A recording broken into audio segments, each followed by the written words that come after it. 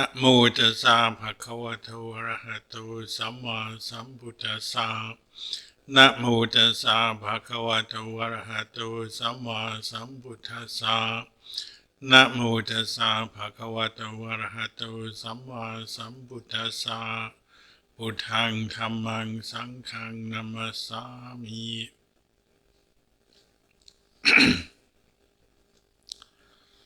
Blessings.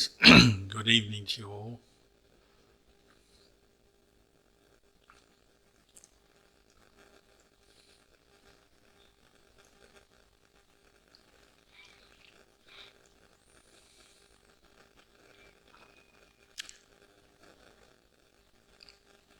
Every time there's a bit of news about changes in the world, pandemics, wars, economic crisis, whether it's on the level of your local area where you live, or regional, or national, or international, for me it always reminds me of the importance of practicing Dhamma, taking refuge in Buddha Dhamma Sangha,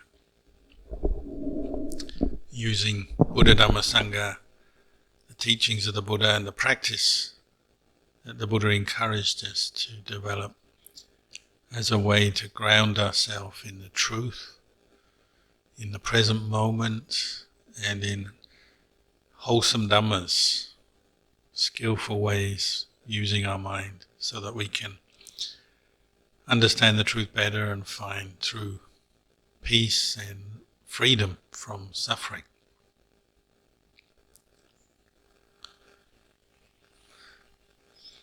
And the only way to really free ourselves from suffering is to develop awareness in the present moment of this body, this mind, as we experience it, because that's what we really know.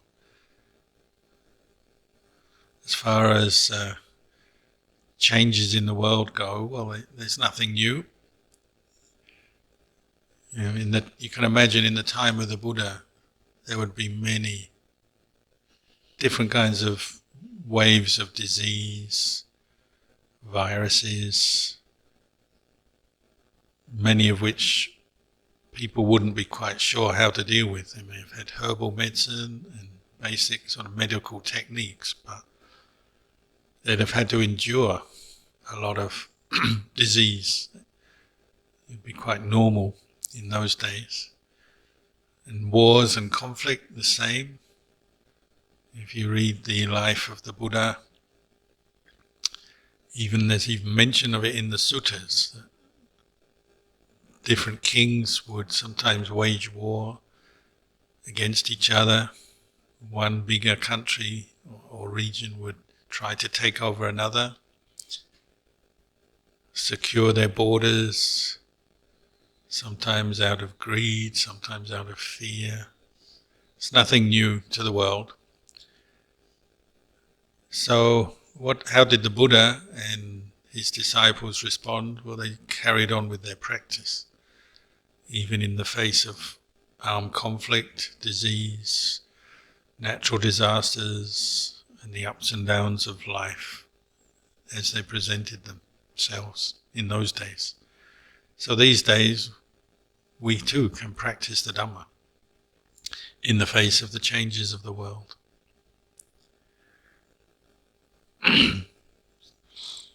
The Four Noble Truths that the Buddha realized, they're the same Four Noble Truths then as they are now.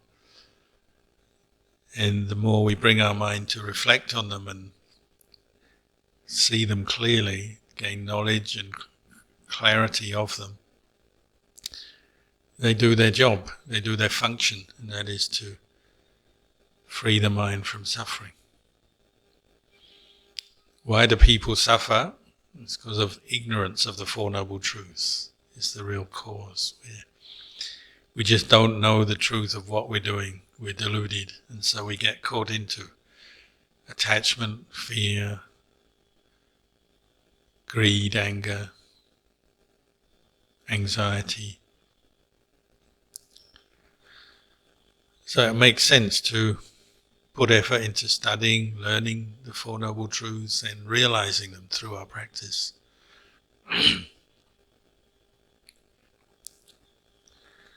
And the Four Noble Truths are to be seen and known in this very present moment, right here, right now. So developing the path, the Eightfold Noble Path, mindful awareness, reflecting on our experience, this body, the feelings that we experience with the body and in the mind, whether they're pleasant, unpleasant, neither pleasant nor unpleasant. The mind itself, the states of mind we're experiencing right now, our thoughts, our views on things, our thoughts, pleasant, unpleasant, coarse or refined, superior, inferior.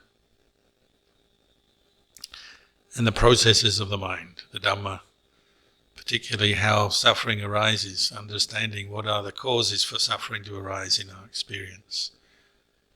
Suffering arises out of sense contact. We get feeling and perception arise, and then craving. When we're not mindful, we're not aware, we don't understand the process, craving arises based on our sense contact.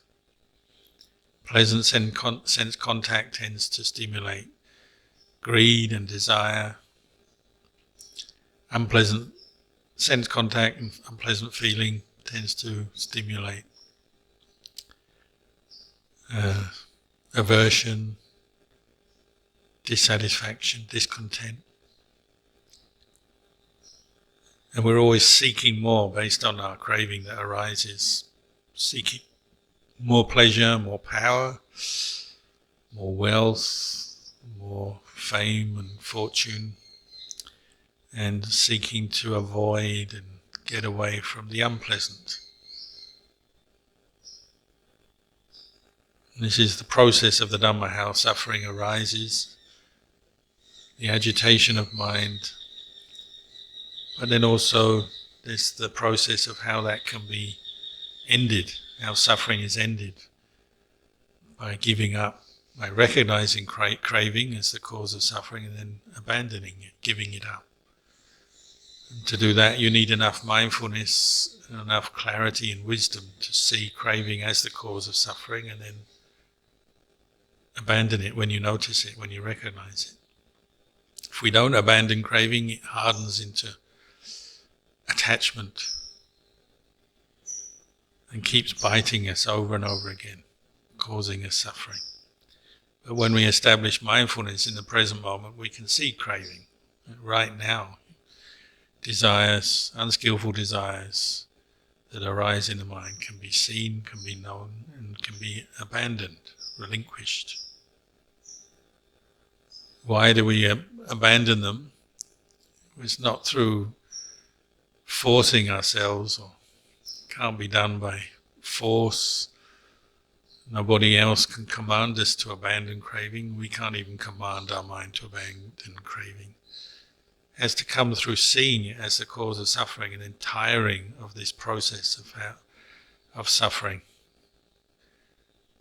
The stresses of life, the sufferings of life, the lack of content, lack of peace, we have to tire of it.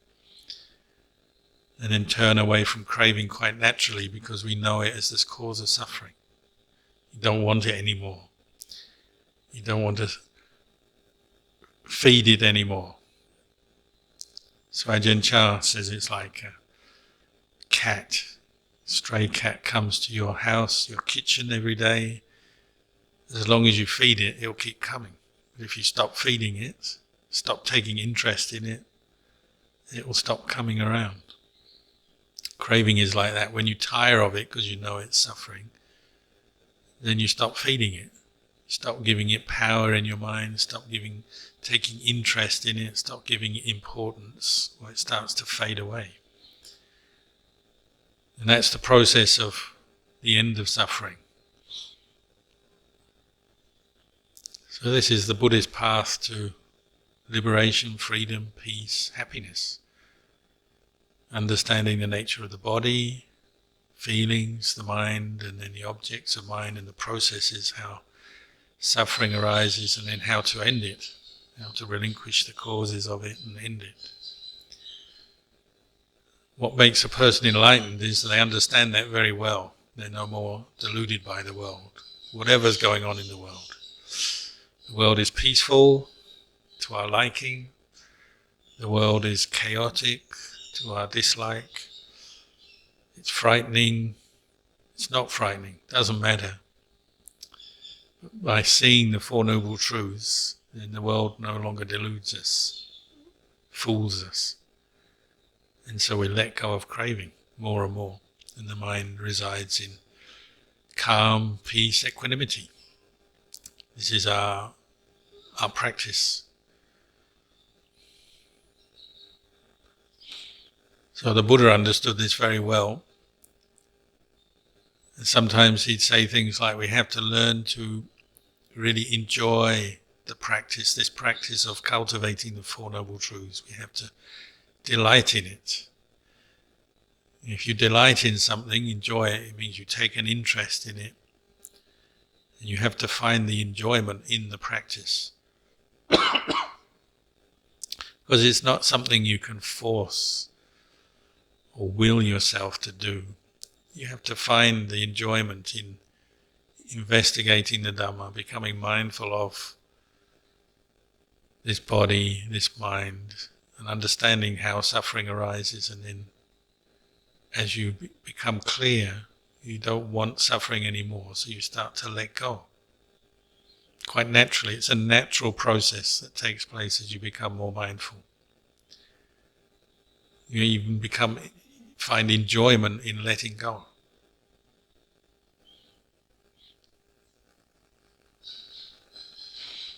When we're still deluded by the world, we find enjoyment in holding on. It's only a very short-term enjoyment. We delight in holding on, attaching, and that's why we keep suffering, because whatever pleasure we get doesn't last very long.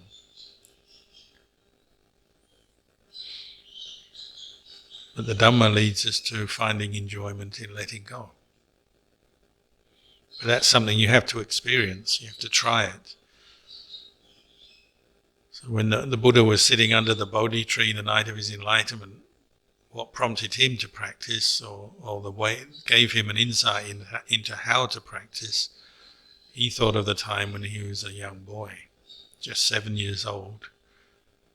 And his father, who was the leader of the region, the nobleman or the king, you might say, he was performing a ceremony. And a 7-year-old boy is not that interested in ceremonies like today. 7-year-old boys are not interested in politics and government. So he went off and sat under a tree and just quite naturally started to follow his breathing and found enjoyment being mindful of his own breath, letting go of other things, just turning his attention inwards. So he wasn't depending on any material thing, he was just sitting down by himself quietly. He didn't have any toys, games, food, other people talking to him, playing games together, whatever. He was just on his own, finding internal enjoyment, following the breath. Breathing in, delighting in the breath.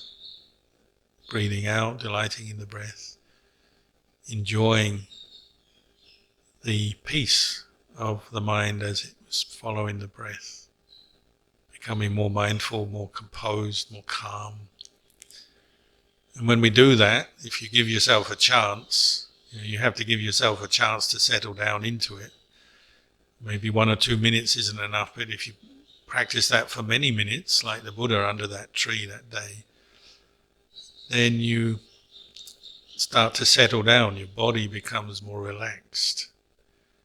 Your mind becomes relaxed as it focuses on the breath, and it starts to enjoy a state of mind that is quite pleasant. And we get the experience of rapture and contentment and happiness arising If you're enjoying something, you become content doing it.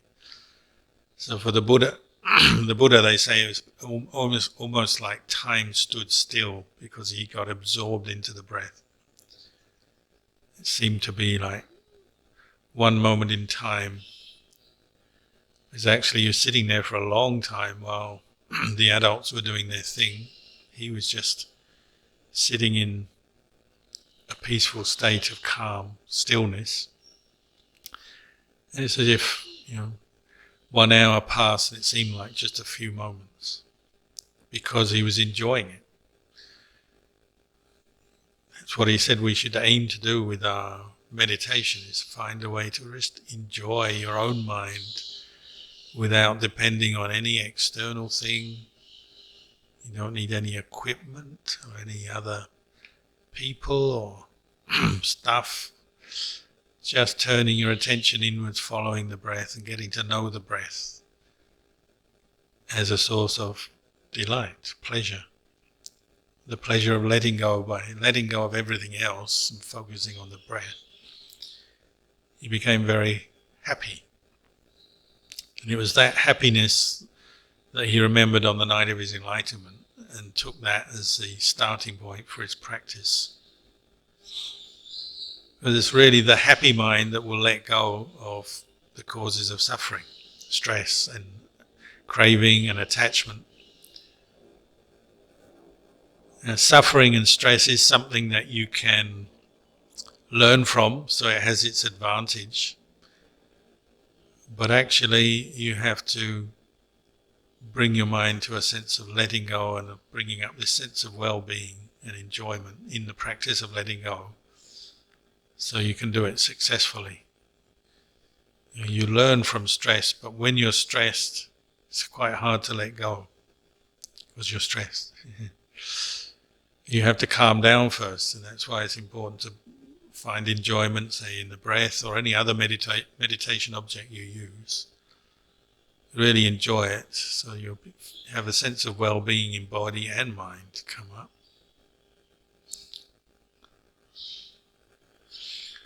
Then your mind is able to look on at its own experience of the body, feelings, mental states, and understand the causes of suffering and let go of them well, because it's in a state of peace, enjoyment.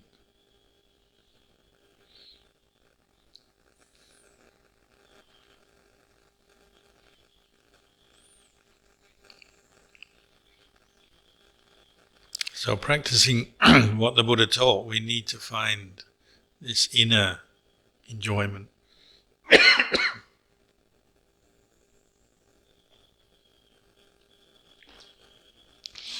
What we call niramisa sukha. The happiness based on just the inner qualities of mind. It's not that we shouldn't experience any pleasure with our senses at all, kind of live in a cocoon or cut ourselves off from the world completely.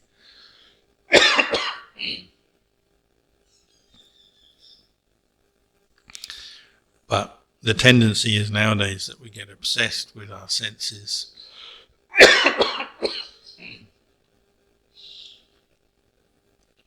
Especially as there's so much that we can tempt them with.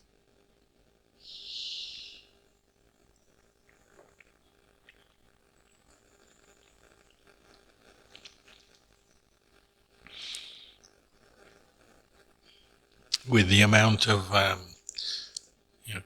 commerce, consumer products, technology, whatever aspect of the senses you consider, recreation, entertainment, sport,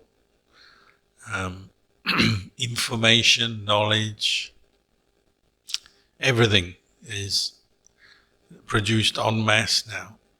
Everything is available to us and brought to us very quickly and easily.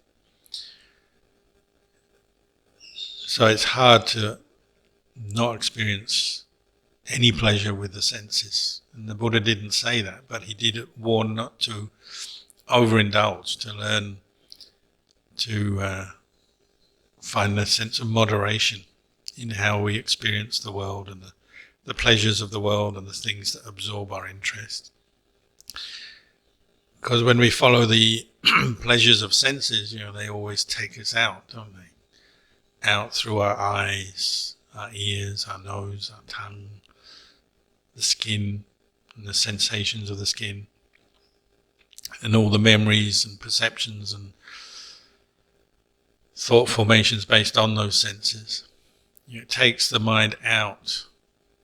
They call the senses like doorways, and it's like your mind is always going out. So when you go out all the time, you're always on shaky ground. You get tired, you get confused, you get attached, and you easily get disappointed, because the nature of sense experiences, it doesn't last. You have pleasure, but then it fades away. It's never sustained. And it becomes quite tiring, even painful. The Buddha pointed out, a lot of sense contact becomes quite painful. We can get overstimulated. When we attach to all the highs that we can get in this world, then it can be quite painful. And then of course the lows are even more painful when we crash down, come down from our high. But when we turn our attention inwards, say when you develop mindfulness of breathing and other meditations, there's very little or no damage done to the mind. Rather than tiring you out or becoming painful, it energizes the mind, brightens the mind. Because you're developing this inner happiness which has very little harm to it. Of course, we've heard all the teachings. You can get attached to the happiness of states of stillness, samadhi. That's possible. But it's a happiness that can easily be contemplated. Because when you're calm, you can turn back and look at the mind that is experiencing the happiness of stillness and still understand that it's impermanent, not self. You can do that quite well. The happiness of the senses tends to be much more harder to contemplate, because it's stimulating and confusing, and the level of craving and attachment is so much that we often find it hard to really see as we're experiencing it, see it as impermanent, as not self. So the Buddha said, well, set most of that aside and turn your attention inwards to really develop strong insight, states of inner stillness, and then your mind is energized, bright enough, happy enough that it can contemplate the three characteristics of existence. You really look at the body, feelings, the mind states, and the processes of suffering arising and ceasing, and see the impermanent nature of things. When your mind is quiet and still on the inside, it's very straightforward to see thoughts arising, passing away. Emotions and feelings, you can see them arising, passing away. So a thought of fear can be seen and known. This is a thought of fear or feeling, emotion of fear coming up. But because your mind is still, you can then let it go again. This is why monks in the old days, maybe even today as well, but in the old days in particular, go off to quiet places like in forests that were considered to be with wild animals, or cremation grounds that were considered to have ghosts haunting them, or corpses there, or go and stay places that had disease, or just lonely places. Sometimes they'd actually go and stay in a place where fear would arise. To contemplate, to see fear is just another mental state that arises and ceases. Right, a teacher wouldn't usually send their student off to a cremation ground until they had a basis in meditation practice, so that they had at least some sense of inner well-being, happiness, some steadiness of mind from their mindfulness, so that they're ready to contemplate any fear that might arise. But in life you can't always prepare yourself. Sometimes you just have to deal with whatever arises, don't you? And sometimes things happen that are fearful. Even just living at home, sometimes people get burglaries, or things go wrong, accidents happen, people fall ill, of course. Or we just get news that scares us. You can't always plan that. But if you've been practicing the Dhamma, practicing meditation and contemplating these things, and you've learnt to find some inner peace and observe your own mind, then you can turn to that at those times where you get some unexpected problem or trouble or something that even brings up fear. You use the Dhamma. You don't have to go off to the cremation ground or the tiger-infested forest. You just practice where you are in your life, and sometimes things happen. As a monk, people are always telling me of their fearful experiences when they almost had a car crash that would have killed them, but they somehow got out of it at the last minute, or they caught COVID or some other illness, or they got cancer diagnosis, or their house was broken into or something. There's things happen. And they're the very reasons we turn to the Dhamma. And you can use this Dhamma if you've developed some ability with mindfulness of breathing, contemplating your own experience of body and mind. Then that's exactly the time when you can use it. Go to your inner happiness, inner stillness, just to calm the mind so that you can contemplate what's going on when you're feeling fear or anxiety or some kind of nervousness. This is exactly what the Dhamma is for. As the Buddha was saying all the time, life is impermanent, uncertain. We don't know how long we've got to live. We don't know how healthy we'll be over the next 24 hours even. We don't know if we'll catch a cold. We don't know what to expect. We do know that we should expect the unexpected. Things are uncertain. And the news tells us that every day, doesn't it? If it's not a pandemic, it's a war. If it's not a war, it's an economic crisis. One thing after another. Probably in the time of the Buddha it was a bit easier. If there was a war, you might not even hear about it, because no one would tell you. Maybe you'd hear about it a year later. And nowadays you hear about everything immediately. Every detail, every shocking detail, every unpleasant detail. So this is exactly why we should practice the Dhamma and become more mindful and rely more on our inner mindfulness.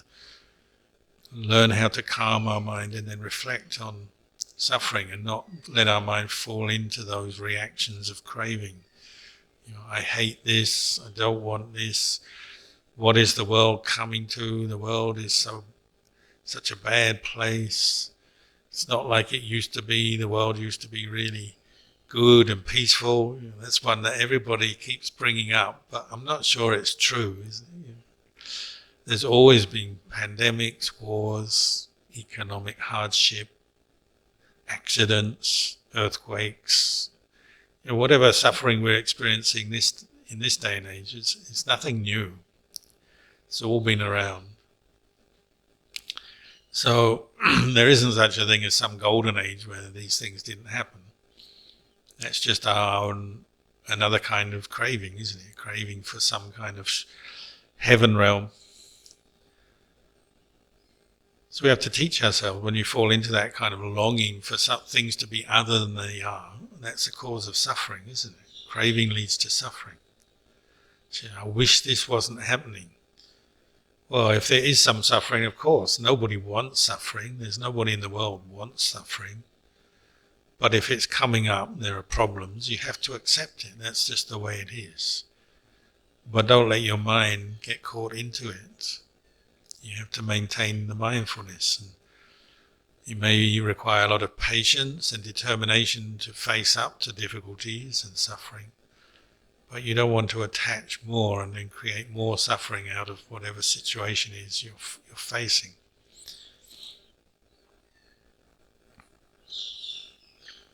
This is where the development of inner stillness and the enjoyment of developing mindfulness, letting go of craving, helps you. Because the more you do it, the more you get familiar with this process of letting go of suffering, overcoming suffering, you can apply it more and more in your daily life. And even if you face something unpleasant, an unpleasant situation, a difficult person, some inner pain, you know you can use the Dhamma to deal with it, cope with it, and then let go of whatever reaction, suffering you're having. If it's worked before, then you can do it again.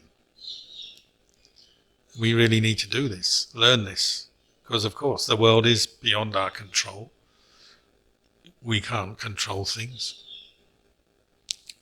Only a very small area around us we might be able to control a little bit, but even then, only to some small extent. But we can train our mind. That much we can do. We can train our mind to focus on that which is wholesome and skillful. If you notice fear coming up in your mind, you can be mindful of it. You can see it as impermanent.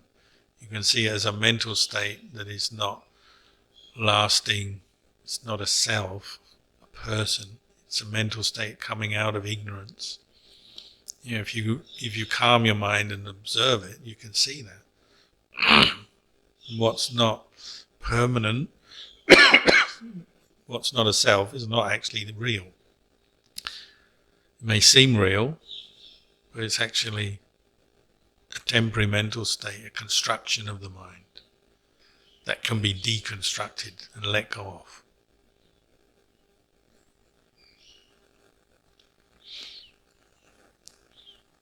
So one of the fruits of the practice is fear and anxiety diminishes, gets less, because you see it's created by our own delusions, our ignorance, our lack of mindfulness, lack of awareness. It's countered by mindfulness, insight, and the opposite, kindness, compassion. You notice when you develop compassion, then fear diminishes or arises harder, with more difficulty. It doesn't change the world out there when you develop some compassion, but your inner world, the world of delusions and attachments, can improve quite quickly when you bring up a thought of kindness, compassion.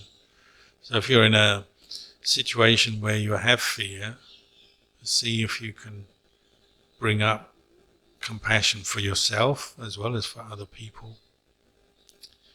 And just having enough mindfulness to remember that, to turn your mind to think of something better when you're having fear and anxiety. And a lot of the time is that we get caught into it. We're not mindful, so we just get caught into it and lost in it. And we worry over and over again. Can't sleep at night, can't sit still, can't be at peace with ourselves, which is a shame. But establishing mindfulness and going to the breath and learning to enjoy the breath can be a great antidote to this. When you're with the breath, more mindful of the breath, then naturally goodwill, compassion will come with that. Because as you're with the breath, fear, anxiety start to drop away. You're not feeding them, you're not feeding the cat anymore. So the cat goes away.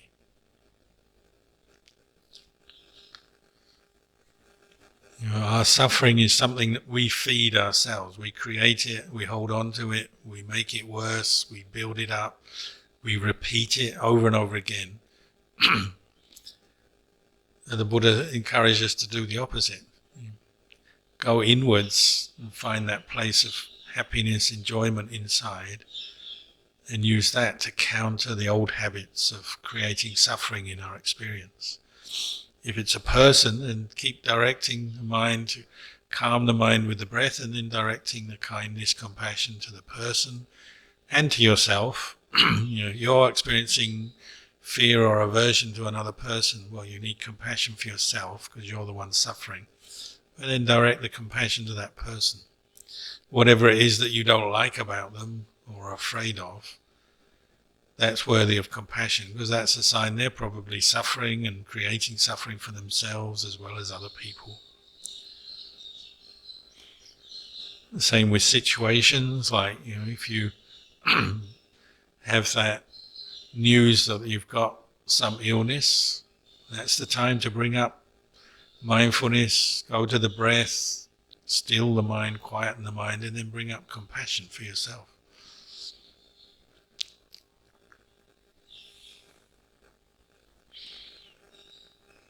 Ajahn Chah and many of the other forest masters used to say, when you calm your mind, you go to the stillness of samadhi, then if you have an illness, some of that pranic energy, the peaceful energy, will go to the illness in your body. All the research tells us it boosts our immune system, calms the mind down, so you're less agitated, less anxious. If you have an injury, it can help the injury to heal. That energy goes there quite naturally. You don't have to try or do anything. Many people have tried this. You have a toothache, you start practicing breath meditation, your toothache can get better. You have headache, your headache can start to feel better. You have pain in the body, it can help soothe that pain. Meditation brings up mindfulness, brings good energy, and it's going to have a very healing effect, both mentally on our agitation and physically on pain and discomfort in the body.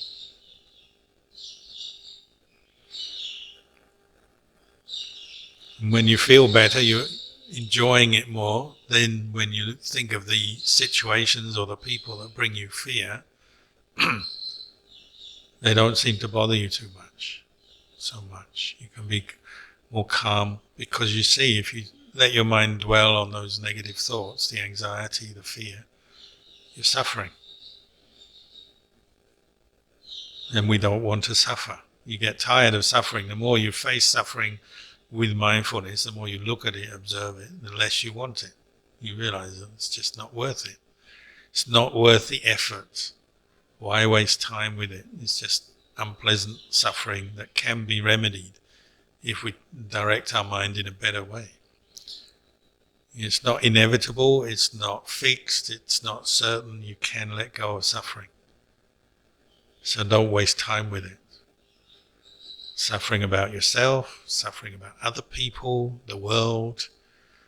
You don't waste time with those negative thoughts. Start bringing up the mindfulness, start enjoying the breath, start bringing up the compassion and sending that out. And if each one of us does that, the world becomes a better place immediately.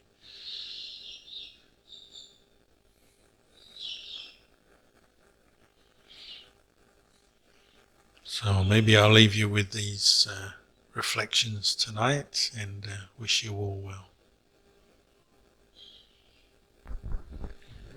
อันตมยังโอวัตคถาสาธุคารังทัตตมสีสาธุสาธุสาธุอะนะโมทามิ